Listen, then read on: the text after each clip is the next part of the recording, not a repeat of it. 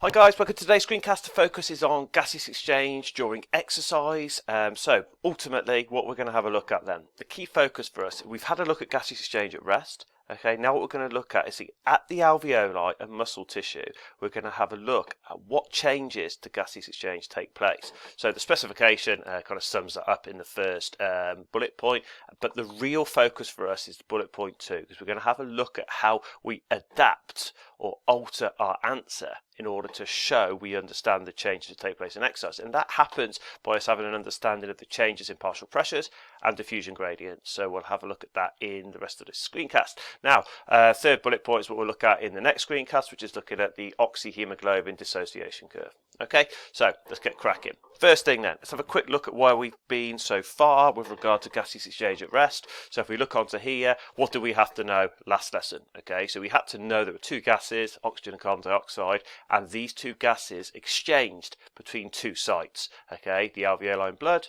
and the blood and muscles. Now, when we were answering our questions on this, it was really important that we followed a process, and our process should have incorporated for each site and both gases we had to have the rule of diffusion just to set our answer up. Once we got our diffusion rule, we then had to, if we I just recap that, the gases move from an area high partial pressure to low partial pressure. So once we knew that rule, we then had to work out where was the gas high in partial pressure, where was the gas low in partial pressure.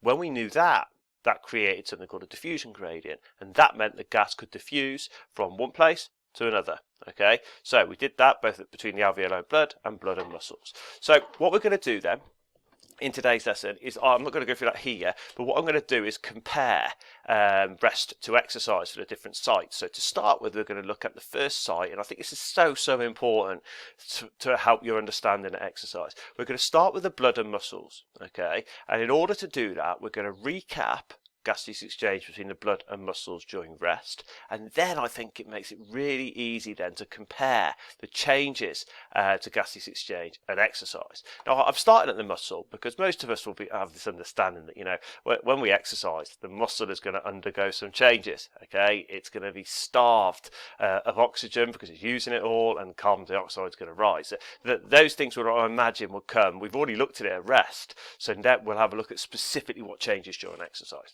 Okay, so let's have a look then. So starting off at rest, we should be pretty secure in our knowledge when we look at this. So when we looked at it, we said that, right, at the muscle tissue there was a high ppCO2 in that muscle. Okay, why? Because even at rest, we've used all our oxygen up, so we have a higher partial pressure of carbon dioxide, and then down here we have a low partial pressure of oxygen, because even at rest, to carry out our resting functions, we have a low partial pressure of oxygen because it's used up.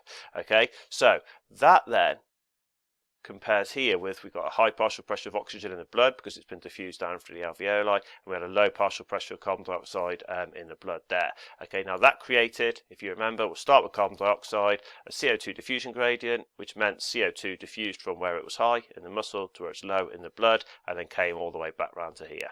Okay, on the flip side to that, because we had a high partial pressure of oxygen in the blood, okay, and a low partial pressure in the muscle, this created an oxygen diffusion gradient, which meant that oxygen can diffuse from blood to the muscles. Okay, so hopefully that brings back some memories, and that's pretty straightforward. So that is at rest. So what we have to do now is think, right, what changes during exercise? What is it that is going to cause our gaseous exchange to be a little bit more urgent? Okay, so let's have a look. So if we start off then, the key change during exercise is that the partial pressures change, or you could say exaggerate at the muscle. Nothing changes at the blood here. So what I'm going to do is just show you what I mean by that. So we knew at rest we had a high partial pressure of carbon dioxide in the muscle, and we also knew we had a low partial pressure of oxygen in the muscle. What happens at exercise then? This is the key thing. So during exercise we have to exaggerate the partial pressures at the muscle tissue. What do I mean? So I mean this. During exercise there is a higher partial pressure of carbon dioxide rather than a high partial pressure of carbon dioxide, and this is because more CO2 is produced during exercise, and that will lead us in to having an understanding that actually there is a lower partial pressure of oxygen in the muscle, okay, because more oxygen is used during exercise and muscle tissue.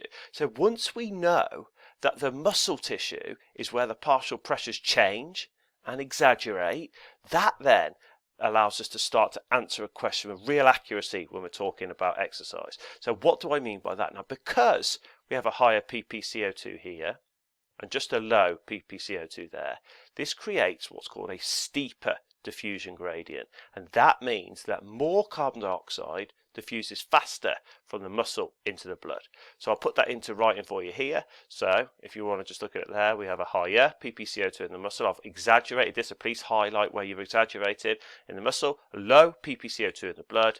This creates a steeper CO2 diffusion gradient, which causes more CO2 to diffuse faster from the muscles to the blood. Okay, so I will talk you through it first, then I'll give you opportunity to write it after. Okay, so going on from there, you might be able to just do this yourself. Now you can certainly start to think about it, because we've got a lower ppO2 here but a high ppO2 there. We know gases move from an area of high partial pressure to low. In this case, they're moving from an area of high partial pressure to a lower partial pressure. So this causes a steeper oxygen diffusion gradient, so more oxygen gets diffused into our muscle tissue. Okay, so that's how it would be written here.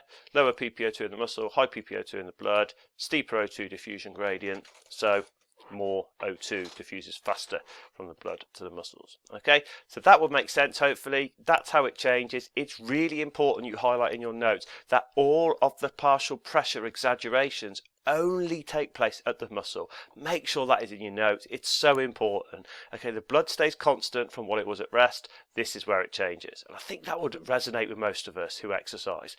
Okay, so we move on from there then. Next focus is looking at the alveoli and blood. Okay, so we'll do the same process. We'll recap gaseous exchange between the alveoli and blood at rest, and then we'll compare it to the gaseous exchange changes during exercise. And it's the same process, but now what we need to understand is, where do the partial pressures exaggerate? Okay, and it's really important for our accuracy that we get that right. So to start with, let's have a look at our rest recap. Okay, so if we start onto here, most of us will remember when we come into here, we had a high ppO2 in the alveoli, low ppO2 in the blood. We had a high ppCO2 in the blood because it had been diffused from the muscle into here, and then we had a low ppCO2 in the alveoli because oxygen was the predominant gas in there when we breathed it in.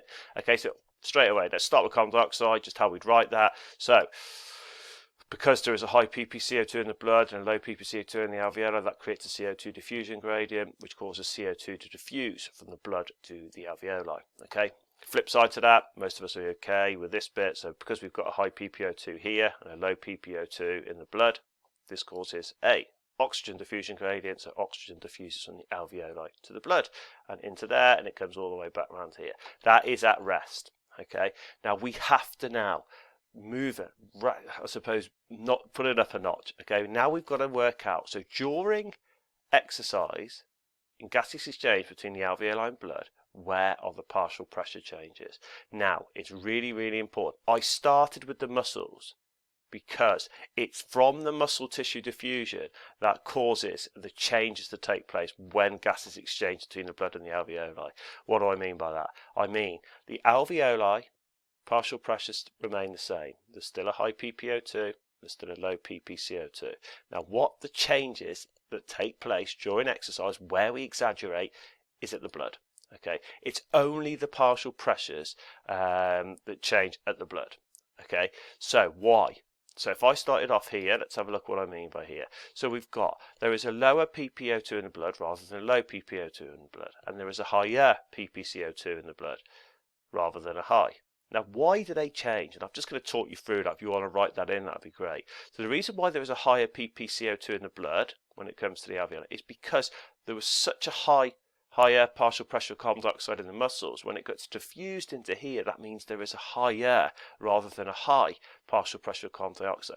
On the flip side to that, because there was a lower partial pressure of oxygen here, okay, in the muscle, and just a high partial pressure here, so much of the oxygen went into here that when it comes back through here, okay, there is a lower partial pressure of oxygen. Okay, it's depleted. There's hardly any left. So of course, because we have a higher ppCO2 in the blood here and a lower ppO2 in the blood, this causes steeper diffusion gradients. So let's start with carbon dioxide. Okay, so carbon dioxide then, because there is a higher ppCO2 in the blood, because it was diffused from the alveoli into the blood here, and there's just a low ppCO2 in the alveoli. This creates a steeper carbon dioxide diffusion gradient, which causes more CO2 to diffuse faster from the blood to the alveoli. Okay, into there. Done. In we go. Finally, okay, next bit. So we look at this section because we have a lower ppO2 in the blood here, just a high ppO2 in the alveoli. This causes a steeper oxygen diffusion gradient, so more oxygen diffuses faster from the alveoli to the blood. Okay, so it comes into here and then comes back round to there. Okay, so that is our key focus. A really, really important thing to focus on here is to know that it's only the partial pressures at the blood that change. Okay, so hugely important area there. Okay, make sure you got good notes on this, and yes, we'll have a look at it again in the lesson.